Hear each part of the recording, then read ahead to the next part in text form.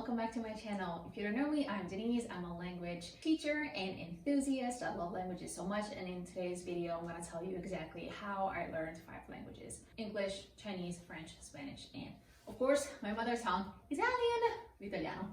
So I have to tell you first of all, before we dive in, it's going to be kind of a long video, so I do suggest that you make yourself a cup of coffee, tea, or if you're half Chinese like me, hot water. Yes, it's a thing. Anyway, so I'm going to tell you, of course, how I learned these languages.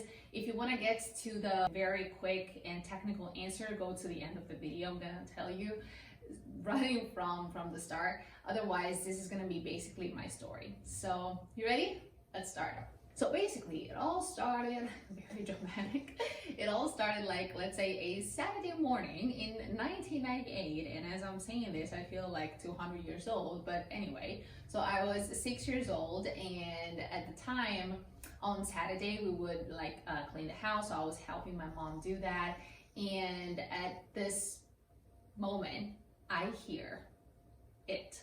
I hear "Baby One More Time" of Britney Spears, and I just remember like rushing to the living room and just being like in awe. Like, I love the song so much, I love the video so much, and especially I remember just staring at the TV and wondering, what in the world is she saying? Like, why don't I understand it? I also want to be able basically to speak a language like kind of in a code that nobody understands, and obviously I go and learn English, which is the most commonly spoken language in the world, but it's okay. So, that was just it. Like, I remember just being in awe and of like listening to something that I completely did not understand, but for some reason other people seem to understand between each other, right? And so that was just the moment for me, and it definitely left a mark. So my biggest passion has always been English, obviously, but not only. And I went on and studied other languages, but we're gonna get to that. So a funny thing is, actually at the time, it was not very popular to have like a computer. Obviously there was no social media, no phone, anything.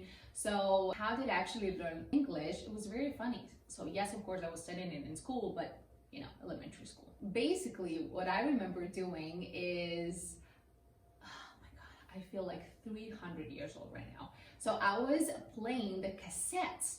Like, I'm feeling my hair graying out as I say this.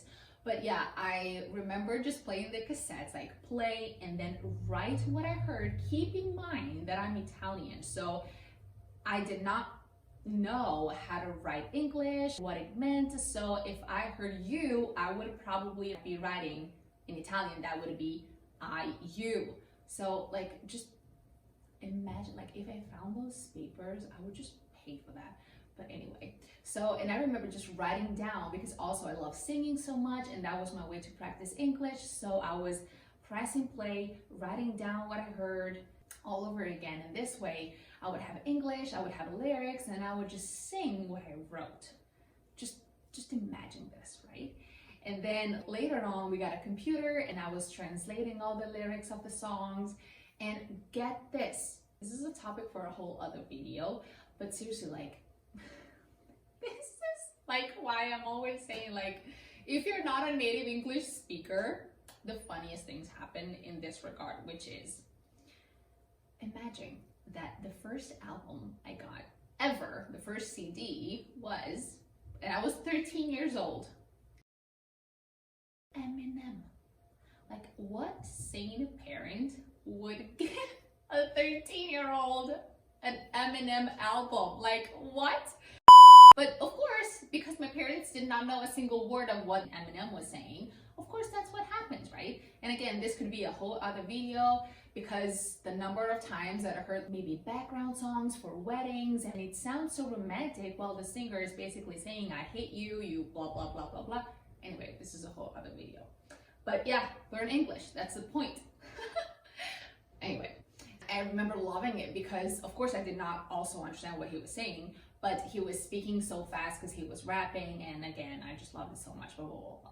Anyway, so I kept on doing that, and then of course, when it was time to choose high school, I knew that I wanted to pursue languages, so I also took on French and Spanish, And it was actually a great opportunity because for some reason, we were like 4 people in French class and 3 people in Spanish class. And so of course, naturally, I thought, oh my God, I'm gonna be like basically bilingual when I get out of high school.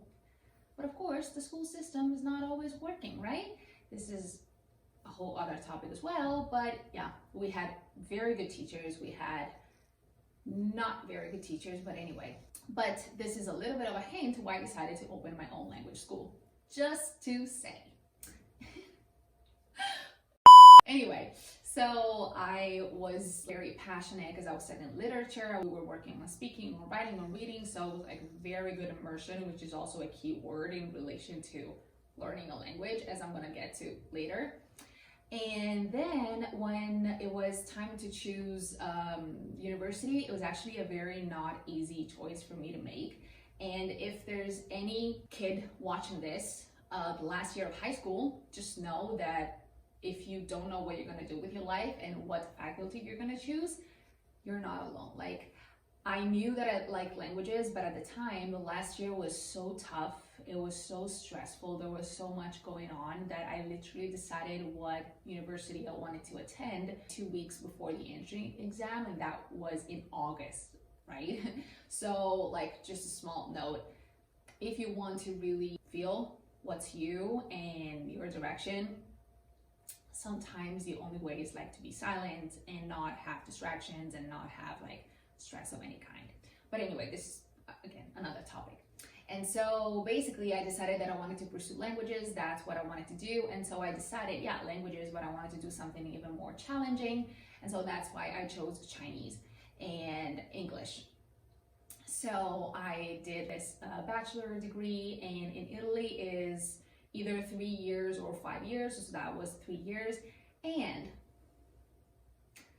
funny thing also, when I enrolled in this university, I did not know that a prerequisite for graduating was to actually spend a semester in China, which I think it was good because if I had known that before, I think I would have done it anyway. But still, like, it was, what? It's like a lot. And so that's actually how I ended up in China for the first time in 2013.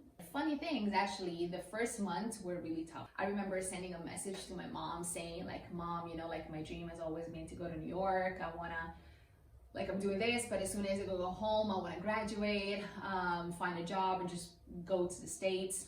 It's always been my dream. And then I've actually ended up liking staying in China.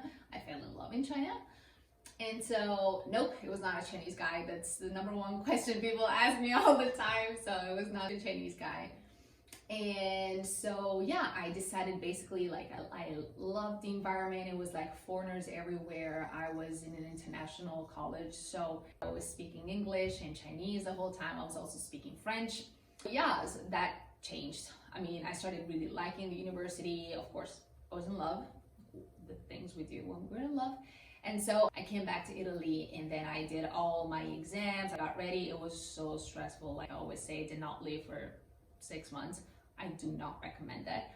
But it's what actually got me to being all done and ready to start my second bachelor in China. So yeah, I started my second bachelor, and I was studying basically Chinese language applied to international trade.